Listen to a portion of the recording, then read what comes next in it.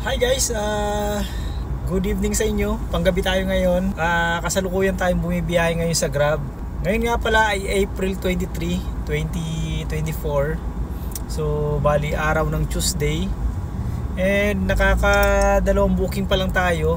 Nag-start tayo ng 7:30 ng gabi and pinasukan nga tayo kaagad ng booking.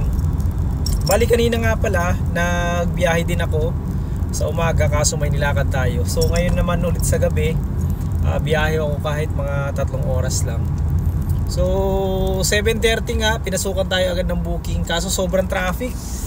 Mula Makati papunta dito sa BGC, 350 plus yung fare. Maganda-ganda sana. Ang estimated time lang is 30 minutes kaso natapos natin ng mag-1 oras kasi sobrang traffic. So yun nga, nakakadalawang booking pa lang tayo dahil sa sobrang traffic. And andito tayo sa BGC. Nakaka 500 plus na rin tayo dahil nga 350 yung kanina. Tapos yung pangalawang booking natin ay 150 plus naman. So nakaka 500 tayo. Sana maka 1,000 tayo ngayon or more than pa. So target natin ngayon mga alas 11 or 10:30 uwi na tayo. Ngayon pinasukan na naman tayo dito ng booking sa BGC. So pick upin ko lang, 200 plus din yung fare. So maganda-ganda.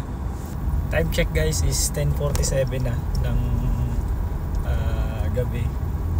So kanina yung booking natin galing BGC, papunta siya ng Little Baguio sa San Juan. So natid naman natin, ang ganda lang kasi wala masyadong traffic. Makakatuwa lang kasi walang traffic papuntang San Juan. So parang 10 kilometers siya. Nasa 24 minutes ko lang siya tinakbo. Ang fare niya is 274. So imagine nyo 274 in sabihin mo na 30 minutes. And then pagdating naman doon pinasukan din tayo agad from San Juan papunta naman ng Pateros. So yung fare niya malaki-laki din, 284. Tapos 10 kilometers. So sa 10 kilometers na yun nasa 25 minutes ko lang siya tinakbo. So mabilis ang pasok ng booking at mabilis din natin nahahatid. So yun lang kagandahan pag gabi guys. Kasi nga wala masyadong traffic. Tapos madali natin nahahatid yung mga pasahero. And madali din tayong kumita. Kasi nga minsan pag traffic, pag morning yung 200 pesos natin minsan 30 minutes. Minsan nga may time pa na 150 pesos lang. Inabot ako ng 1 oras dahil nga sa sobrang traffic. So ngayon maganda-ganda. Tapos nga pagdating natin ng Pateros, so nag-set na tayo ng my destination papunta dito sa bahay. And pinasukan naman tayo papunta ng Taguig. Malaki-laki din, 100 plus. Tapos from Taguig pinasukan tayo papunta dito sa Makati. So sa Makati nga tayo nauwi. And dito pauwi na tayo ng bahay. And magpapagas muna siguro ako para may gas tayo para bukas. So dito pa ako ngayon sa Makati, nasa stoplight. Pauwi pa lang ng bahay. So kanina pala doon sa may Little Baguio, nakakaano lang. Kasi alas 9:30 pa lang ng gabi. Sobrang walang katao-tao, walang dumadaan. So parang nakikripihan ako kasi wala talagang makita sa kalsada.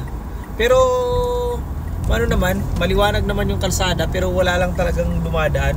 So medyo mahaba-haba din yung tinakbo ko na wala talaga ako makitang tao.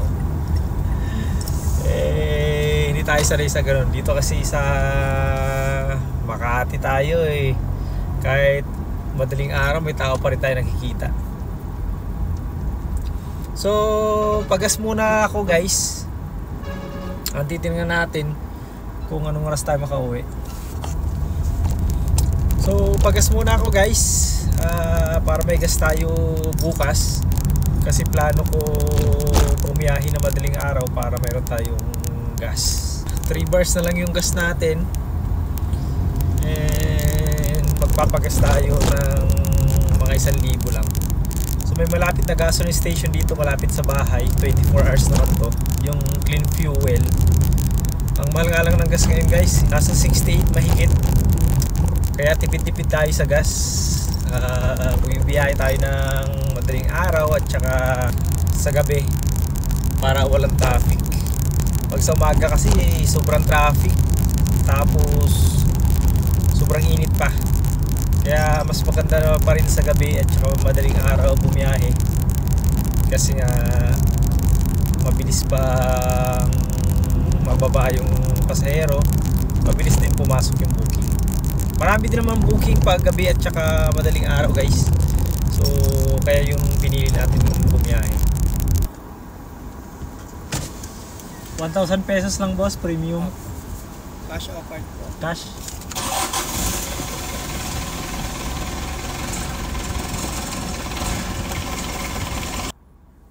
So dito na tayo sa bahay. Nakaparada na tayo. Nakapagpagas na rin tayo. Meron na tayong 6 bars sa gas natin. So pwede na yan bukas. So bali ang kinita ko sa gabing ito ay umabot din ng 1,450. So nagumpisa tayo ng 7:30 and natapos nga tayo ng mga 10:30 ng gabi. So bali sa loob ng 3 hours naka 1,450 tayo. So not bad. Ngayon ay alas 11 na ng gabi and andito na nga ako sa bahay, garahe na. So yun lang, maraming salamat. Sana ganito lagi yung booking natin. Maganda sa gabi at saka sa madaling araw dahil nga walang traffic. Kanina madaling araw bumiyahe ako at naka 1,300 nga tayo. Pero hanggang alas 10 lang ng umaga, mula alas 5. So tapos gabi naman tayo. Kagabi bumiyahe din ako, naka 1,000 plus din tayo. So maganda pa rin pag sa gabi tayo bumiyahe kasi nga wala masyadong traffic. So yun lang, magpapahinga na tayo and bukas na ulit. Maraming salamat sa inyong panonood.